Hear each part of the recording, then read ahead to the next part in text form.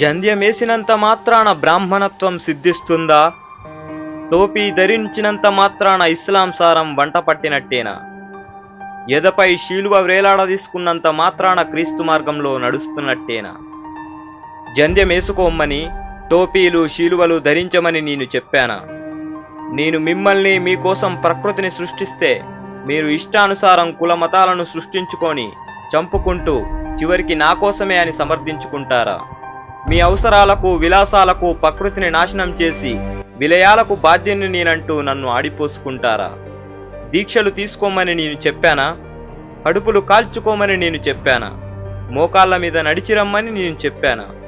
మీలో ఉన్న నన్ను కనుగొనలేక గుళ్ళల్లో, మసీదుల్లో, చర్చుల్లో వెతుకుతున్నారు. మీ తల్లిదండ్రులలో నన్ను చూసుకోమని చెప్పాను, చెప్పింది మాత్రం చెయ్యరు. ఆకలన్నవానికి పిడికడు ముద్ద పెట్టలేరు, కానీ హుండీలో కోట్ల రూపాయలు గుమ్మరిస్తారు. మీరిచ్చే కాగితపు నోట్లు నాకు అవసరమా? మీరు సృష్టించుకున్న కాగితాలకిస్తున్నంత విలువ మానవ సంబంధాలకు ఇవ్వడం మర్చిపోయారు. ఎప్పటికైనా మీరు నా దగ్గరికి రావలసిన వారే అన్న స్పృహ లేకుండా బ్రతుకుతున్నారు. చనిపోయిన తర్వాత మిమ్మల్ని చుట్టే వస్త్రానికి జేబులుండవు. సంపాదించిన సొమ్మును దాచుకోవడానికి నీ సమాధిలో బీరువాలు ఉండవు. చనిపోయిన తర్వాత మీ ప్రలోభాలకు లొంగి లంచం తీసుకొని మిమ్మల్ని స్వర్గానికి తీసుకొచ్చే వారెవరూ ఉండరని గుర్తుంచుకోండి.